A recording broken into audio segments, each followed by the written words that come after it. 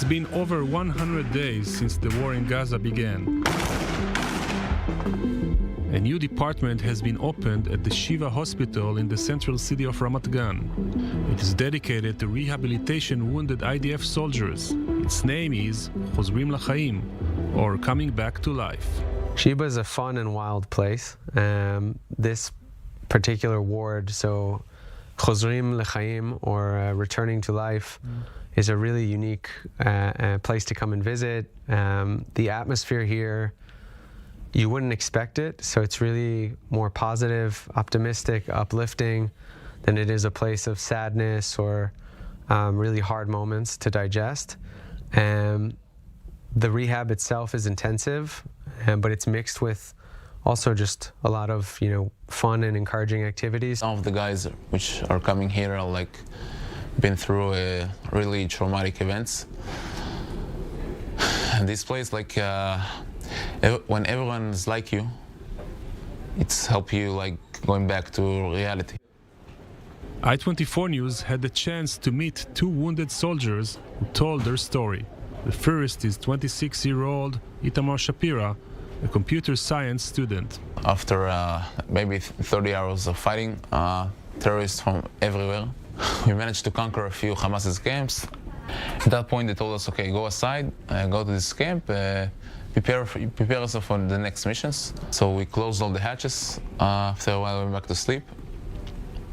And then again, at 7:30-ish, I woke up. I guess I woke up the last, because when I woke up, I heard screaming, ash, smell of the blood, heat. I felt that I'm injured all over my body. So I started to look for blood. I could see that my arm is bleeding, also my thigh. I had this big hole here. I didn't see it, my ankle is popping for my shoe. I had the Achilles torn, only I didn't see it. I looked to my left, saw one of my guys is dead. He had the shrapnel in his heart and neck. Immediately I knew he died. To his left was another injured soldier. My other guy is good now. He's looking for a full recovery. And I'm also good. The second wounded soldier we met is 33-year-old Aaron Bruce. He was in the middle of a business trip to Las Vegas when he heard about the Hamas attack of October 7. The next command point that we were supposed to take was a house that required us passing through a road that was in front of a school, an UNRWA school. Now this was a building of interest. This was a building where, we know that Hamas uses these types of building, this infrastructure for weapons depots, right? They use schools to launch attacks from, to store weapons, to pop out of their tunnels from. As we're crossing that path towards the new house we're supposed to take over, 20 meters from the house, my officer stops. His name was Omri David. He stops to get permission to go into the house. That's protocol. He did the right thing. And when he did that, I felt like something was off. There's someone watching me. There's a feeling, right? Some kind of intuition that something's going to happen. So I said something. I was vocal about it, and I said, "Omri, let's go to the house. Let's not stop here." So that's what I did. I took the person with me. I went to the house. I got to the entrance, and as I'm turning around to see where he is, and if he had followed me, or as I'm turning around, I see and I hear a firefight erupt. So I hear 2 bullets. He gets hit. His comms guy get hit, and both of them are now on the ground. I rip off my bag. I start shooting towards the school. So I'm shooting at the school. After about 2 to 3 minutes, I look over at my commander to see, to see how they're doing, right? What's their status? And I look at my officer, and he looks like he's in bad shape. He's lying on his side. I think, okay, he's probably lost a lot of blood. He's fainted. If I don't go run, try to save him right now, he's going to die. So that's what I did. Little did I know, he was actually already killed. So he was already, he had already gotten shot in the head, and he was lying on his side, so I didn't see that, and I couldn't make that distinction. So I ran 20 meters to try and lift him up. I get to him, I'm pulling him up. I get maybe 1 to 2 feet on him, and as I'm lifting him up, I'm static. He's got his bag, he's got his vest, he's very heavy, so it's not like I'm moving fast.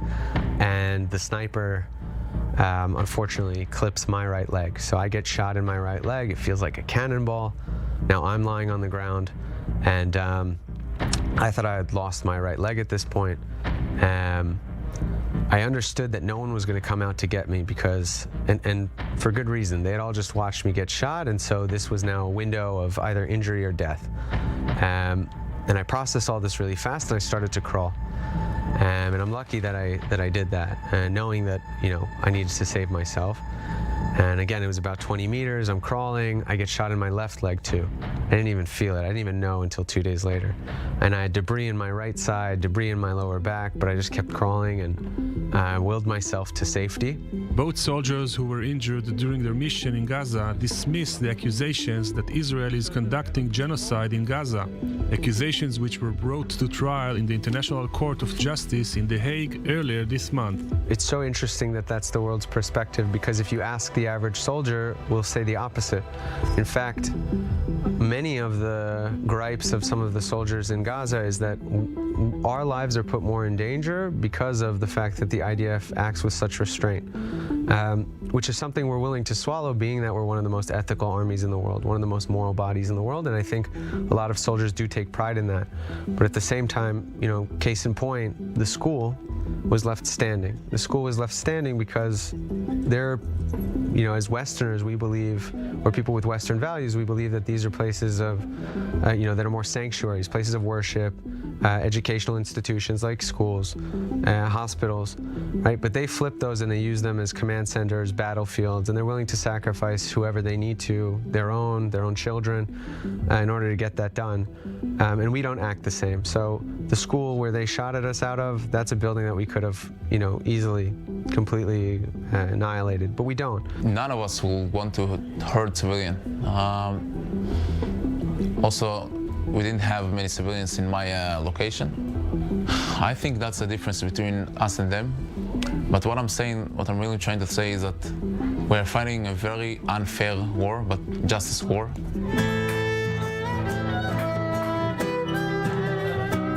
Despite the situation and the hard conditions of some of the patients here, this rehabilitation department can shine a small ray of light on the visitor, for society which stands together on its way to recovery.